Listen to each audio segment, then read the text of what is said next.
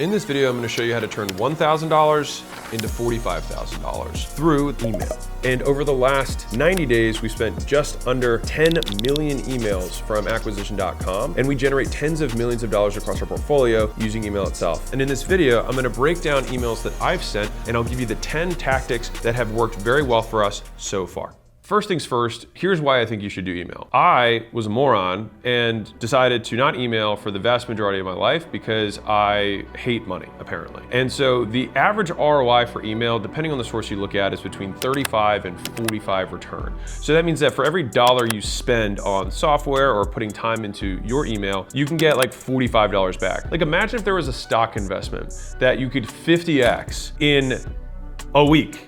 Well, that's kind of like what email is, and people still don't do it, myself included. And part of the reason that making money on email is more profitable is because you actually have already spent the time to acquire this contact. And so in a lot of ways, email is just follow-up. And so you spent the cost to acquire the lead, now you're just reminding them that you exist. And so basically the only real cost is just whatever software you use and whoever or whomever you may have to pay in order to write the emails. That's pretty much it. And so one email writer can send an email to 10 million people, and that is a tremendous amount of leverage that you get in your business that a lot of people ignore. On top of that, email is one of the most consumed media platforms, and it hasn't died down. So 61% of people check their email multiple times per day. 20% of people check it multiple times per hour. It has almost the same consumption rate as social media in terms of how engaged some of the users are of people reading their emails every single day. And what's cool about email is that it's actually uniform across age groups. And so you can see between 15 and 24, 25 and 44, 45 and 64, and 65 plus, pretty much everyone, 90% plus, or 84 the very end bracket there, read email all the time. If you're gonna master something, it's one that transcends age groups. And I'll bet you,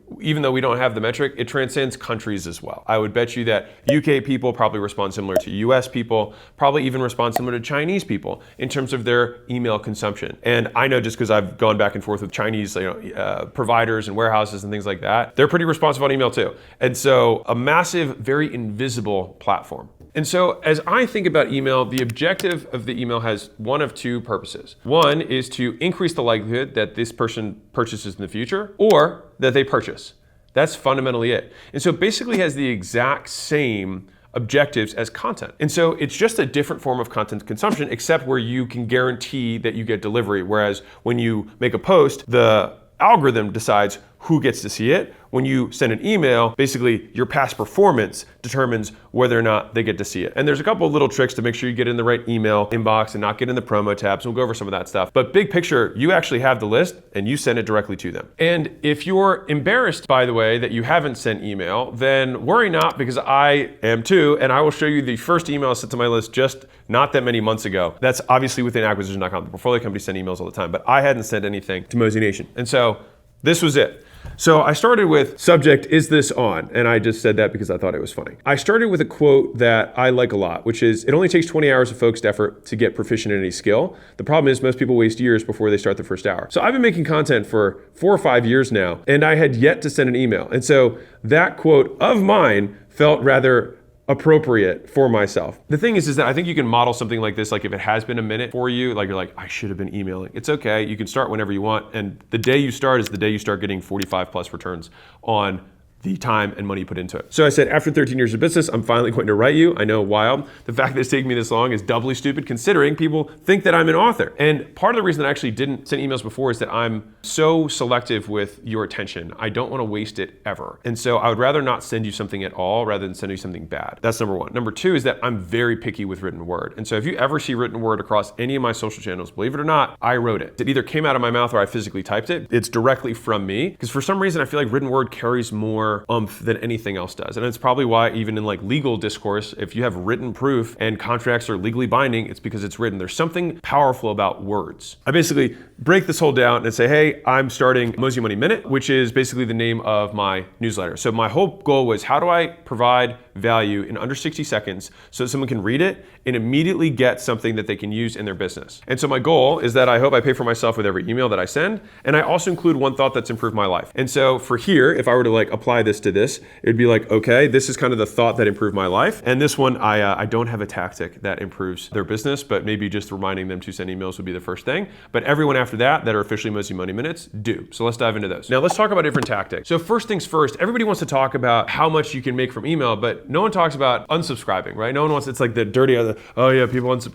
Every time you send a communication out, there's gonna be people who unsubscribe. And I don't see unsubscribing nearly as negatively as other people do, and I'll explain why. When I look at our people who show up to workshops, a lot of times they are people who unsubscribed. So it's not an insult. It's like they know who I am and they're in. I don't see it as a negative per se. Also, every single day, thousands of people unsubscribe from my Instagram, thousands of people unsubscribe from YouTube, but I just have more people who subscribe.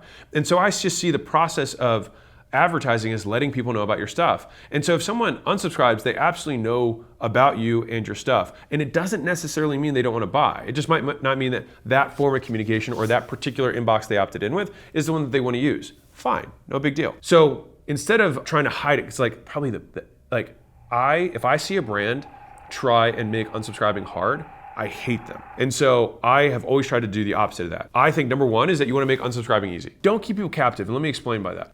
I don't want to keep sending emails to an uninterested segment of my list because it'll actually make my domain deliverability go down long term. By sending it for vanity metrics of, look, I sent more emails, I actually decrease the likelihood that the people who do want to read my emails actually get them.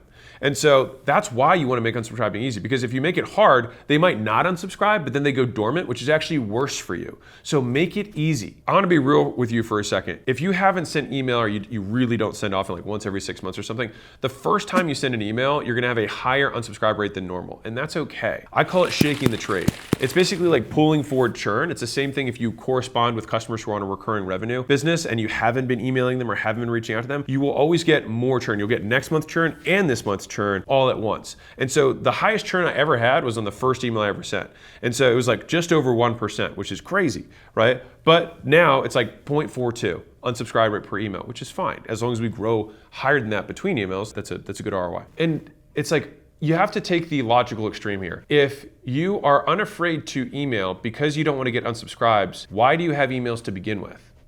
It's kind of like saying, well, I don't want to post content because then people would stop following me. It's like, well, the only point of them following you is to advertise your stuff. And so if the logical extreme of this is just never do anything, then that's probably not the right conclusion. Number two, and this one is a little bit more advanced, but very worth it. So HubSpot ran a really cool research study where they saw that they had an increase. So already insane ROI for email. They had a 791% increase in ROI from email from one thing, which is people who segmented their lists got way higher returns on email, which should be somewhat unsurprising, right? Like if you send the right emails to the right people, then they will be more likely to buy your stuff. So if I send a beginner email to a list of advanced people, they'll be like, this is not for me. And to the same degree, and also it doesn't have anything to do with the email, it just might not be right for them. And to the same degree, if I send an advanced thing to people who don't have a business or want to start a business, then they're gonna be like, this doesn't apply. And so it's way less about how good the email is and so much more about who's getting it. And so segmenting the list is basically like if you have any qualifiers on your opt-in, so like revenue, or if they have a business or don't have a business, which are some of the ones that we have in our opt-in process,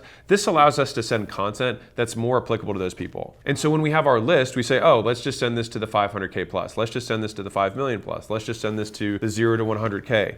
And so a lot of people want to lie because they think they're going to get like a better experience if they go up, but like you're just going to get stuff that doesn't apply to you. So just be honest when you're putting your info in. So let me pull up a sample email so we can break down the structure so you can think about it. Now, to be clear, you don't have to do this. I'm just going to explain what I was doing, and if it's useful for you, great. Number one, on the subject heading, I thought a lot about this because on some hand, there's a lot of internet marketers and digital guys who, you know, they split test the hell out of their subjects. And I thought about this more as like a podcast where it's like podcast episode X and then it just keeps going, because my thought, I'll explain, was if I can basically develop the brand of Mosey Money Minute to be very strong, then eventually we'll get to the point where independent of what I have after Mosey Money Minute, when people know that they always get value in the past when they read it, they'll just click. Going back and forth on this, I was like, I want to build the brand of my email to be strong. And so on one hand, you could say, well, if they know it's from you, then that could be the brand, but we send other emails as well that are not Mosey Money Minute. So I wanted Mosey Money Minute to have its own kind of like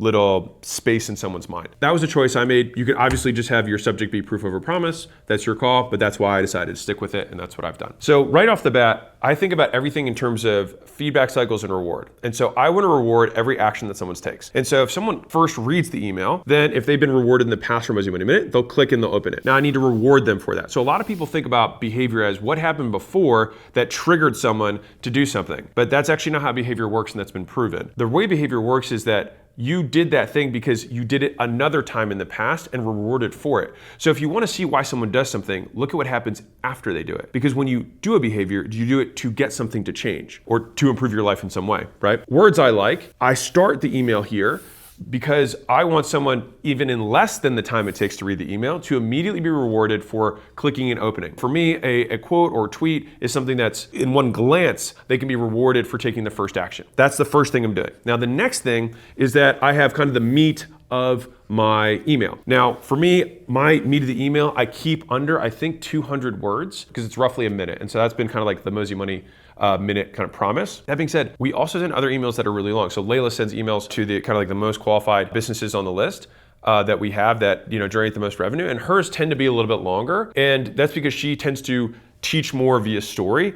I have a little bit more like tactical style. Her emails do great too. So I want to make sure that this doesn't seem like rule of law. I want to explain why I wrote my emails this way. So we have our tactic, and I very clearly, there's a lot of times where I'm like, man, I could put this other thing in. One concept, just keep it on one thing. Because as soon as you start, you're not writing a book here. It's just what is one very clear thing, and I just keep cutting it down until it's like, this is what's happening. And so you want to basically introduce a problem or condition that makes the solution viable. So no matter how good your product is, a stranger won't believe you because you're biased. Okay, so that's a problem. If strangers don't believe you, okay, so the easiest way to overcome this is overwhelming social proof. Okay, there's a solution. But now, how do I do that? And so then I put a little extra line. And so if so few businesses do it, here's an easy tactic to display tons of proof you already have but aren't showing. This is one where they already have all this stuff. They're 6 inches away from gold, and we just need to cross the barrier. And so I just said, cool, if you're brick and mortar, print out every 5-star review, screenshot it across all review sites online, then frame it with $1 frames you can get from the dollar store, cover your lobby floor to ceiling with them,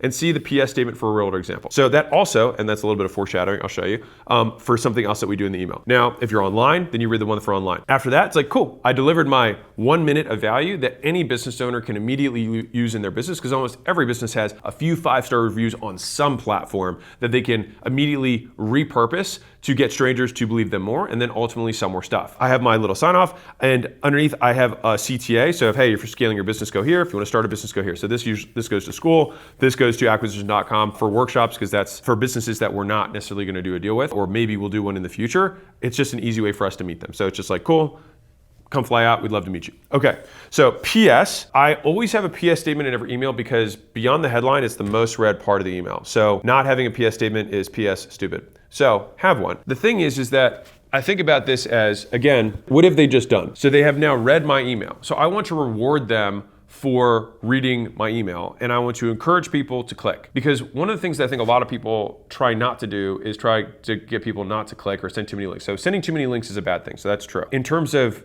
getting someone to click, you want to regularly get people to click because you want your audience to be rewarded for clicking in general. And so if you have a blog that you send out, don't put the blog in the email. Put a really interesting nugget from the blog in the email and then click there so that they can read it. And so you're training the audience and rewarding them. Ideally, if the blog is good, they will do it again. Just like Mozzie Money Minute, if your blog is good, it'll increase the likelihood they do it again. If your blog is bad or emails are bad, that'll decrease it. And so this is why I see this very much as content, because it has to be good. And think about the alternative scenario. If you have 4 good emails and then 1 terrible one, it can just like that one was just so useless that they're like, I'm not going to do this again. I would rather just extend a period of time where I haven't talked to somebody and just make sure that what I send them is good. And long term, if people don't open your emails, then you'll eventually end up in the promo tab, which is kind of like email death. Like no one ever really checks that, even if you have good stuff. And so you want to obviously get people to read your emails quickly.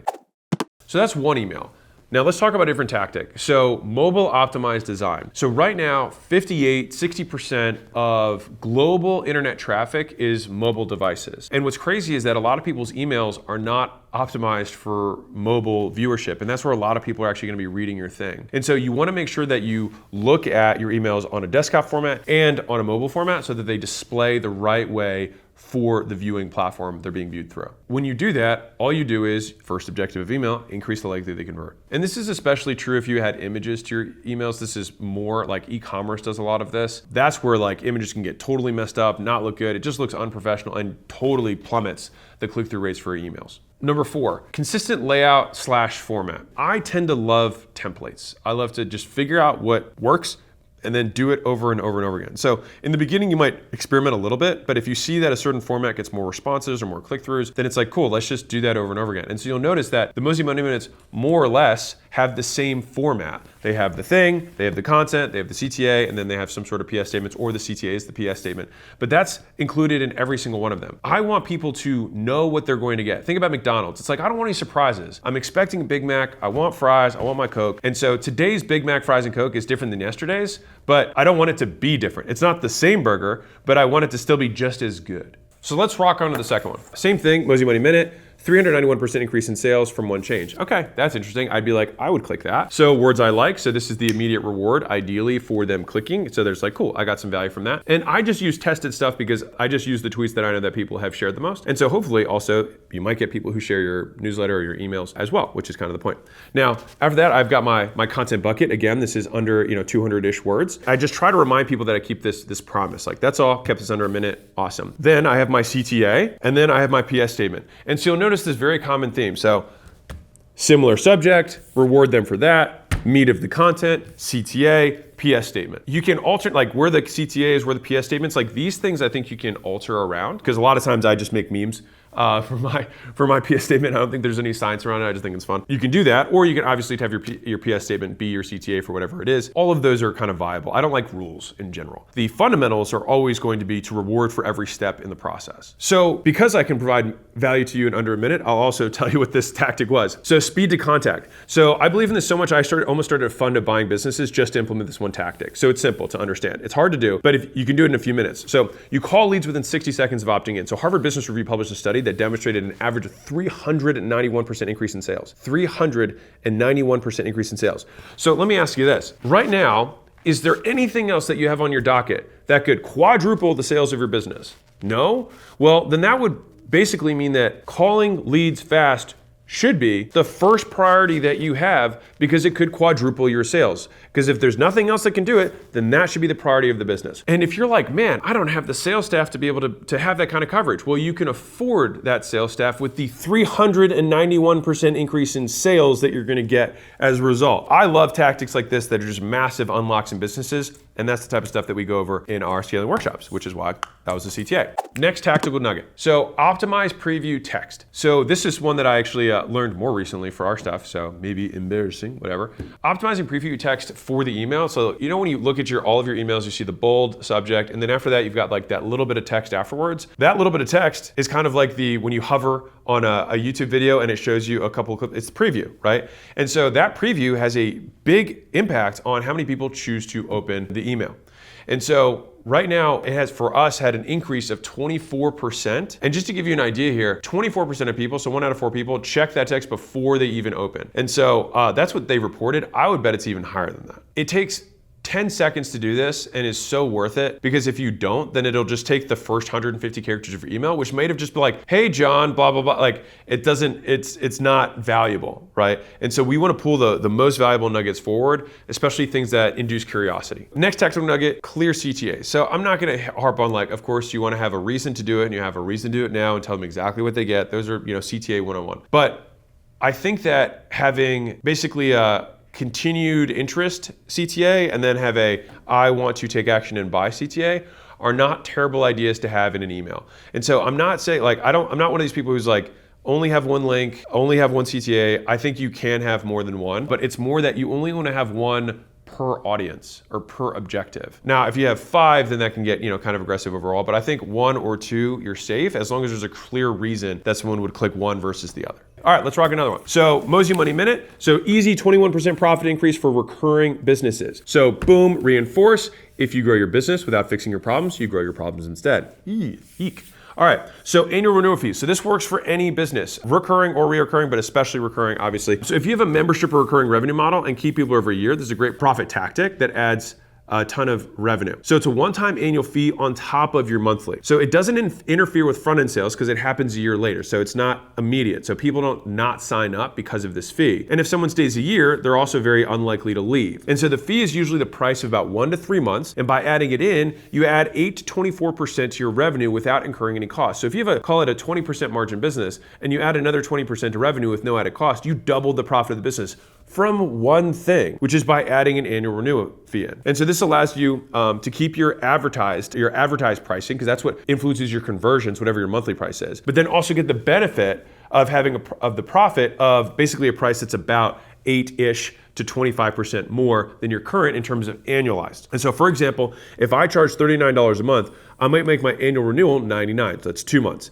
This takes my annual revenue per customer from $468 to $567. That's a 21% increase. And so it makes my effective monthly rate $47 per month. So look at the difference here. But if I had it at $47, I might convert significantly fewer customers. And so this kind of blends the benefits of a lower cost up front, but gets the benefits of the higher price. And that's why it's such a cool tactic. Very effective if you use it well. So again, CTA, and then this one was a funny one, where the other ones were more tactical. This one is like, hey, here's how it's just a funny meme. So in the spirit of PS statements, if you like these types of tactics and want 60-second things that you can immediately use to make more money in your business, you can just go to acquisition.com/newsletter and you can opt in there, and I'll just keep sending you this stuff twice a week, which actually brings me up to the next point before I get to the next email, which is how often should you send email and to whom should you send it? Big picture, after talking to the best email marketers I knew before deciding to start my newsletter, number one is the perfect cadence seems to be around 3 times a week. All right, now again, I don't like rules, and if you hate rules as much as I do, then nothing is a rule. All right, you could send 2, you could send 1, whatever.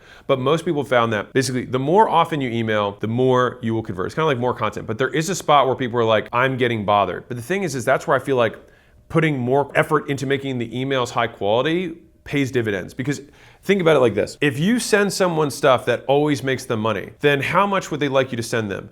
Tons. And so that's why I'm a big fan of, like, I don't really have promotional emails per se. I'd rather just have every email be valuable and then just say like, hey, if you found this valuable, you can go here. And that way I don't have to balance like what's my give ask ratio or anything like that. It's like, I'm just gonna only purely provide value here, just like content. And if you want to take next steps towards doing or working with us or something like that, then you click the link that's made easily and available to you. So to me, I see like just having your link or like what you do or whatever your lead magnet is in there is kind of like having your link in bio. So like if they want to find out more, you just make it easy for them. So cadence wise, if you haven't started yet, start with once a month and then you can move on. But I will say this, and this is the thing that broke the barrier for me, is that I actually was like, okay, how many emails do I want to send? And so I said, okay, I will commit to twice a month. And so I actually sat down and wrote 24 emails, and it took me like half a day. And then I thought, well, shoot, I could have been doing this off a half day's work. I could have been emailing my whole list for a year. And so after I saw how, I don't want to say easy it was,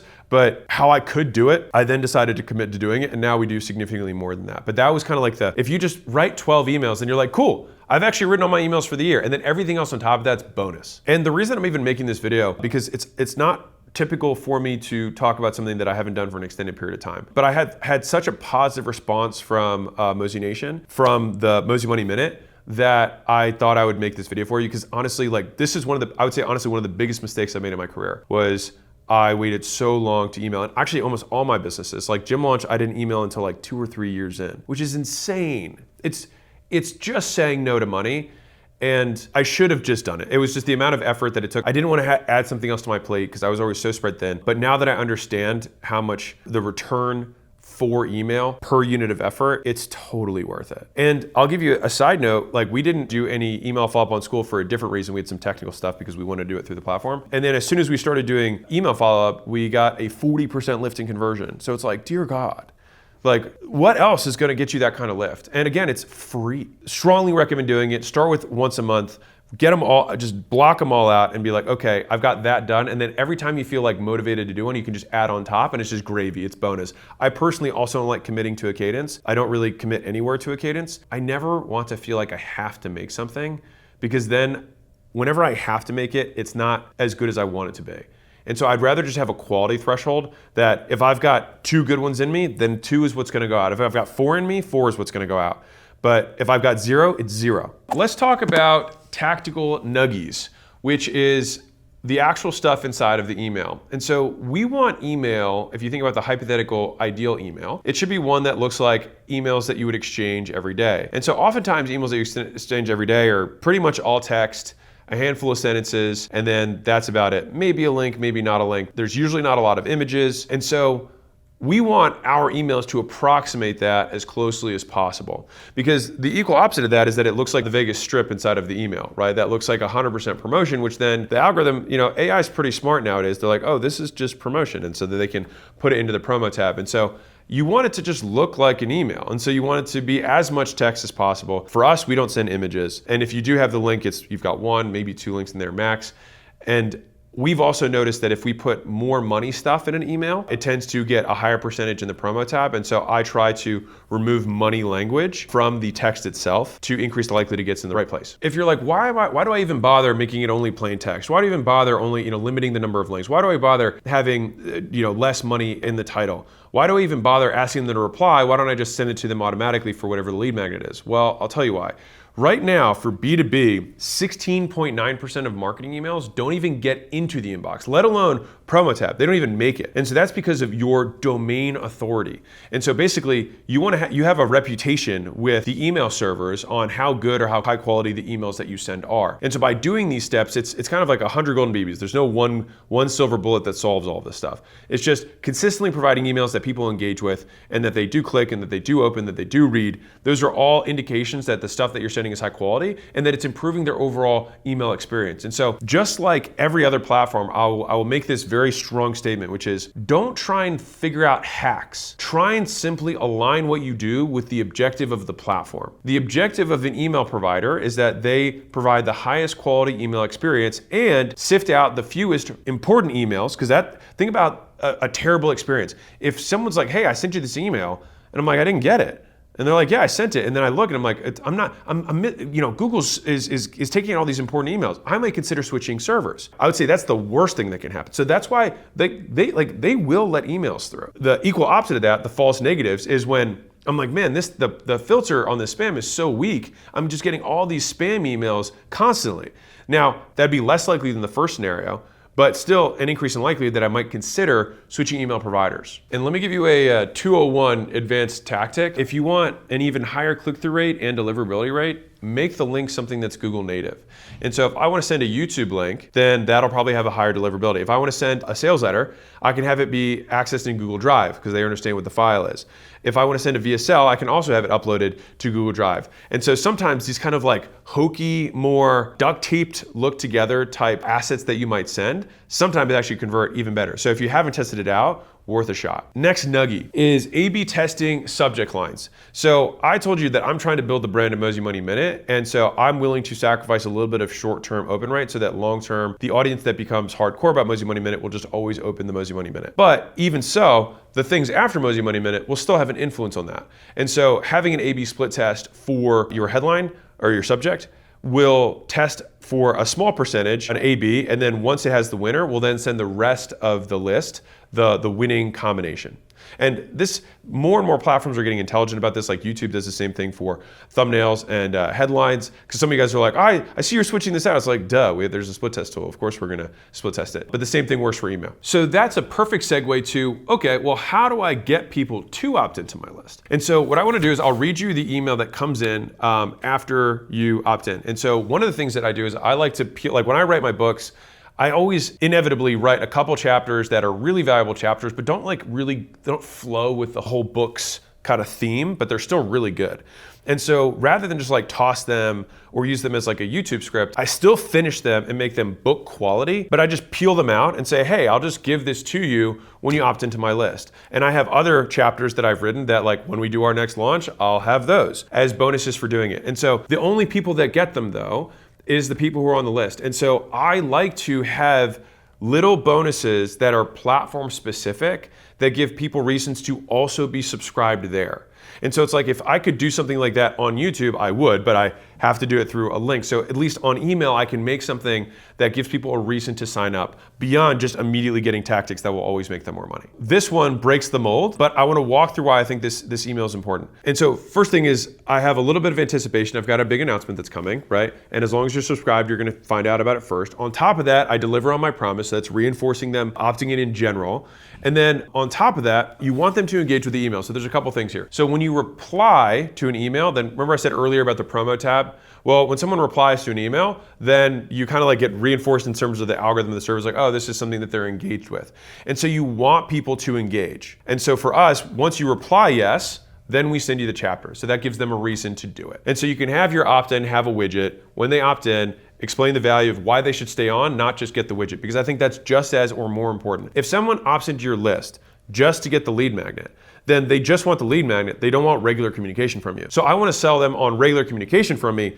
Plus, by the way, here's that thing. And I put that near the end because it's like you have their attention until you give them the immediate reward that was promised, which you obviously have to do. But I would rather say, hey, by the way, here's the other things that you're going to get that I didn't tell you about. So it's like I want to surprise and delight with the stuff that I'm providing them before I give them the other thing that of course I'm going to provide. It's like you have this tiny moment where they have huge motivation. And so it's like you just want to capitalize on it. And think about everything as reinforcement loops.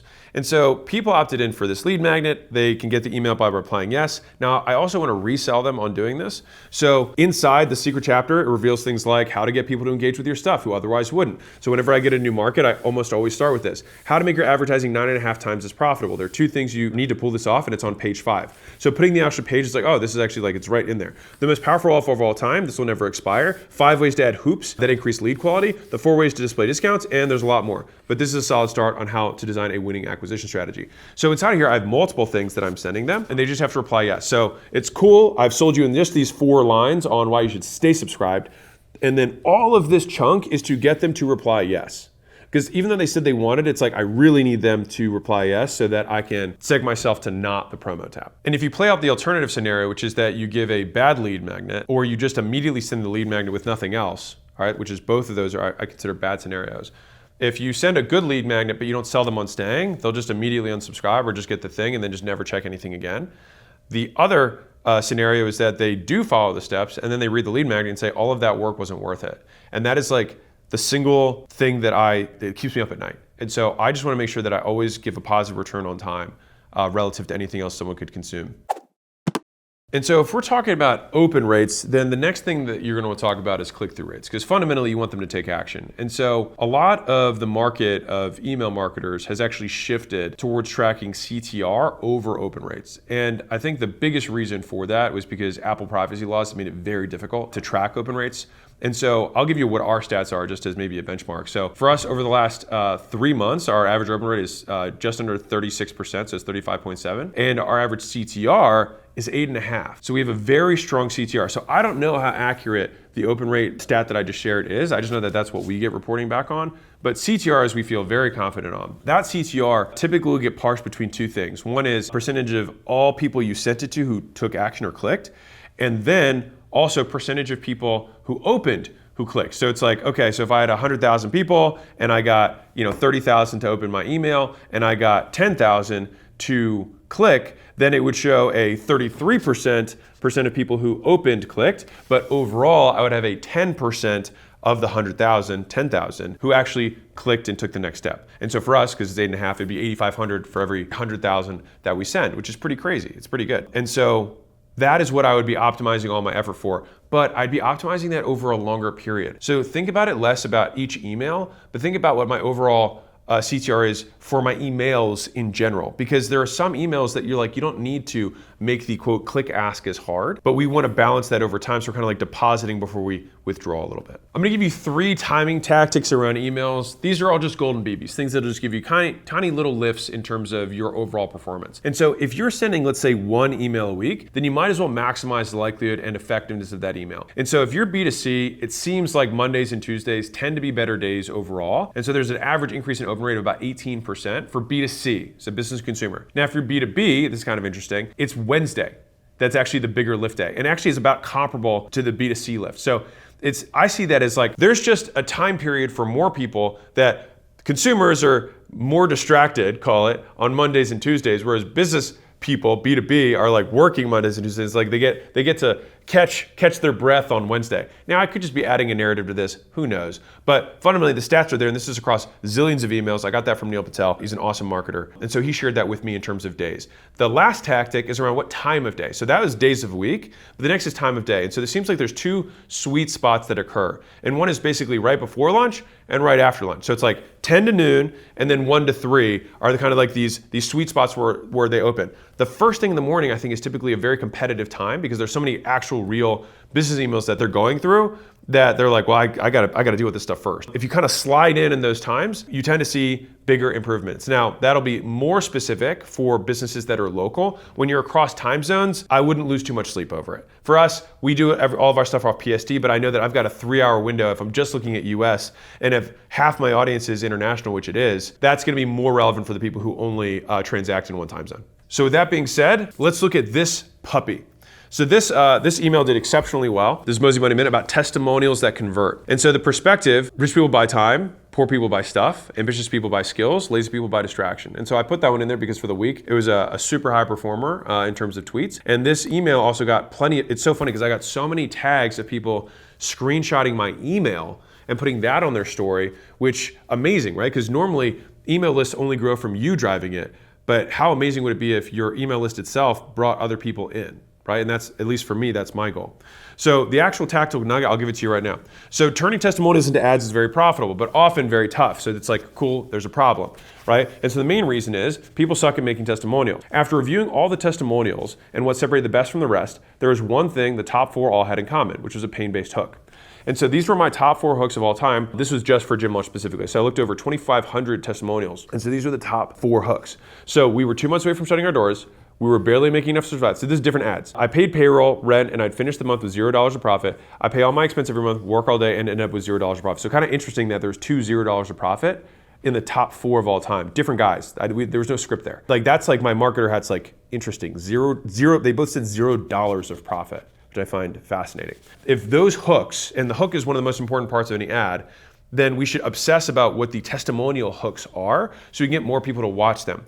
And so then it's like, okay, so the next time you record a testimonial or ask for one, don't ask them how life was before they started working with you, because they're gonna give you this very long story. It's gonna be hard to find a really good hook. So instead, just ask them for their worst moment. Just say, what was the worst moment? Because that's what all of these were, is a moment. And so the moments are what makes hooks. The details are what make them powerful. And so it wasn't just like, oh, we were struggling. It says we were barely making enough to survive. We were 2 months away from shutting our doors. Like that's much more visceral than stuff was hard, right? And so then, of course, we have our CTA per use. And one of the things that I've learned with CTAs across content, including email, is a lot of people do the same copy paste CTA, or I even see YouTubers like take their mini ads and just like slice them in, they're wearing a different shirt or it's a different energy or whatever. I think that's a huge mistake. It's like if you think about the reason that you make stuff, it's to increase the likelihood that people convert in the future or to convert them now. And so if you want to increase the likelihood that they convert, then why wouldn't you just take, like if that's the most important part, short term, not long term, then why wouldn't you take the extra, minute or 30 minutes even to just like make it contextual? And so if you've noticed even my YouTube videos like this, the CTA for this video was around the email. It's contextual, right? If I have a thing for beginners, then it would probably be around school. If I have something that's really high level around like enterprise value, then scaling workshops for acquisition.com or the portfolio itself would be the CTA. And so making the CTA itself obviously related to the content, but also how you bridge into the CTA. And so if you like tactics like these to grow your business, you'll love this is a terrible fucking CTA. I should have said something more around, I should have linked this more to testimonials. So room for improvement, but this one still did really well. And so yeah, like FYI, 25% of our rooms over $5 million in revenue and 50% over $1 million. So it just kind of gives an idea of the quality of the room that people can go to. Stay rich, and then I have a funny meme at the end because I like memes.